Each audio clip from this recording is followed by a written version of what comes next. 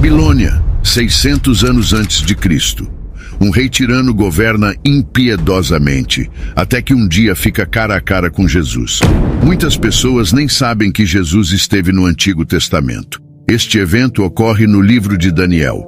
O evento do livro acontece em Babilônia, uma região governada por Nabucodonosor, que era um orgulhoso e cruel tirano que teve grande prazer em torturar suas vítimas. Ele governou o mundo antigo como um ditador absoluto.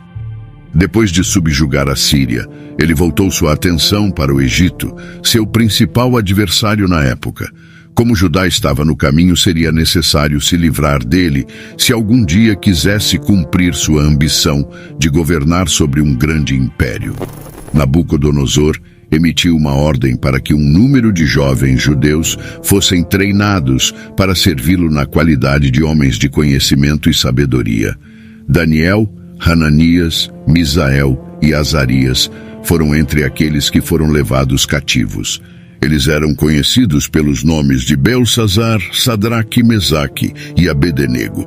O rei Nabucodonosor deu a ordem para a criação de uma estátua colossal feita de ouro.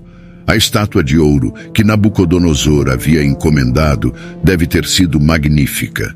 Tinha 90 pés de altura.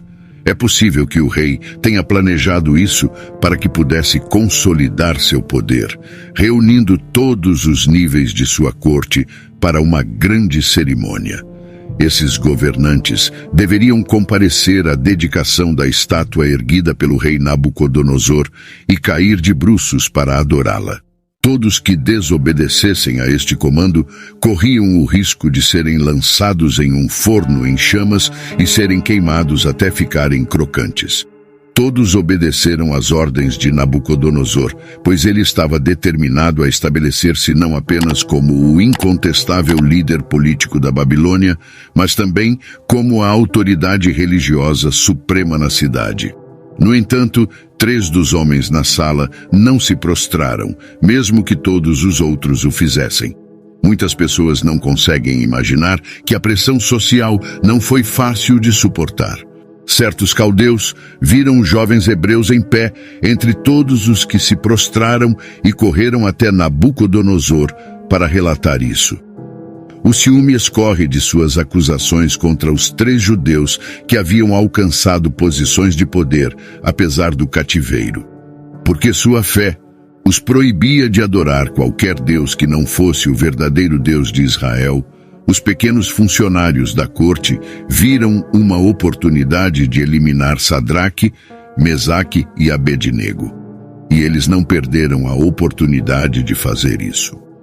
Quando Nabucodonosor descobriu sobre a situação, ele imediatamente voou para a raiva.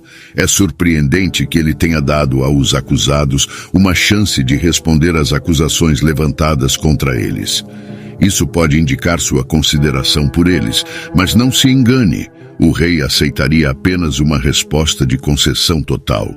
Eles tinham 2 opções: adorar o enorme ídolo de ouro ou perecer no fogo.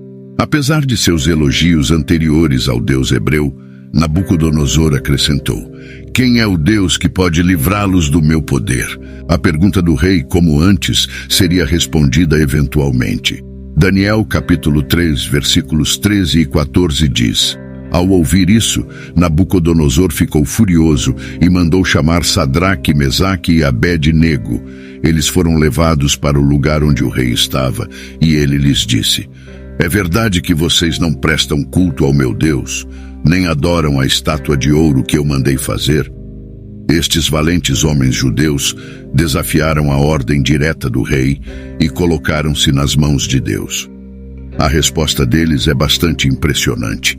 Sadraque, Mesaque e Abednego responderam: ó rei Nabucodonosor, não precisamos responder a você sobre este ponto.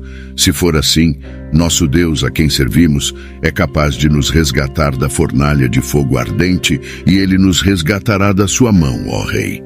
Mas mesmo que ele não deixe isso ser conhecido para você, ó rei, que não vamos servir seus deuses ou adorar a imagem dourada que você configurou.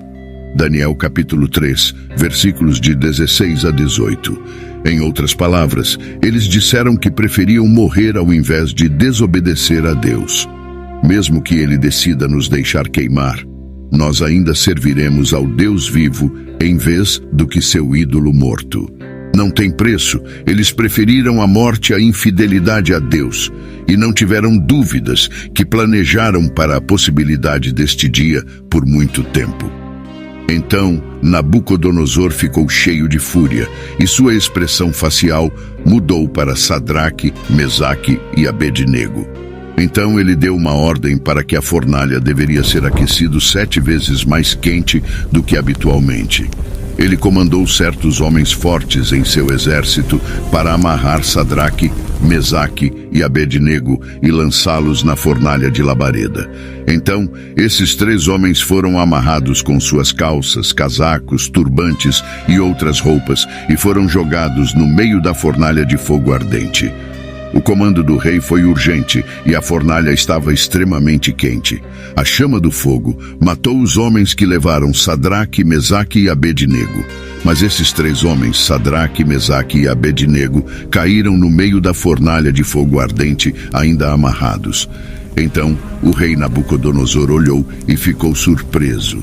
Ele pulou e disse a seus conselheiros: "Não jogamos 3 homens amarrados no meio do fogo?" Eles responderam ao rei: "Certamente, ó rei." Ele respondeu: "Olha, vejo 4 homens desamarrados andando no meio do fogo, e eles não estão feridos, e a aparência do quarto é como a de um filho dos deuses."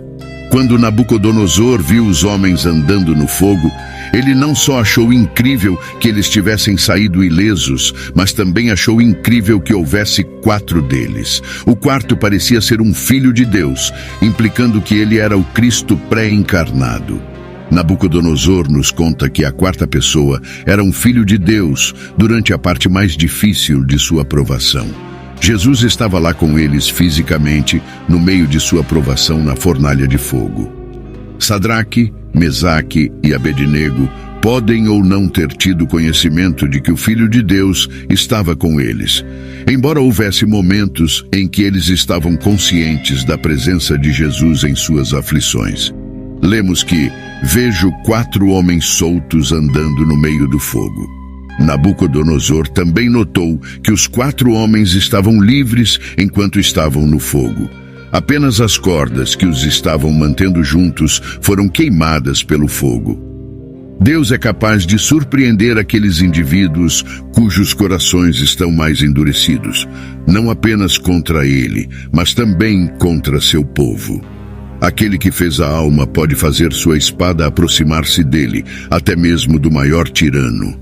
A fornalha era grande, de modo que eles tinham espaço para andar. Eles estavam ilesos, de modo que eram capazes de caminhar. Suas mentes estavam tranquilas, de modo que foram capazes de andar como em um paraíso ou jardim de prazer. A resposta para isso é sim. Eles não estavam se esforçando para sair, encontrando-se ilesos. Em vez disso, eles andaram despreocupados no meio das chamas, acreditando que o mesmo Deus que os protegeu no fogo também os livraria dele. Nabucodonosor cometeu o erro de pensar que era o ser mais poderoso do mundo, mas aqui ele conheceu o ser mais poderoso do que ele. Que efeito isso teria sobre ele? Ele ainda tinha confiança para exigir que outros o adorassem, como se ele não tivesse visto nada? Então Nabucodonosor se aproximou da porta da fornalha ardente e disse: "Sadraque, Mesaque e Abednego, servos do Deus Altíssimo, saiam daí e venham aqui." Então vieram Sadraque, Mesaque e Abednego do meio do fogo. Os capitães, governadores e conselheiros do rei se reuniram ao redor dele e viram que, quanto a esses homens, o fogo não teve nenhum efeito sobre seus corpos. Seus cabelos não estavam chamuscados, suas roupas não estavam chamuscadas ou danificadas, e nem mesmo o cheiro de fumaça estava neles. Quando o rei percebeu que os homens que ele havia condenado foram divinamente resgatados, ele os convocou. Nenhum único fio de cabelo em suas cabeças foi queimado no processo. É incrível que alguém tenha sobrevivido mesmo por um segundo dentro da fornalha,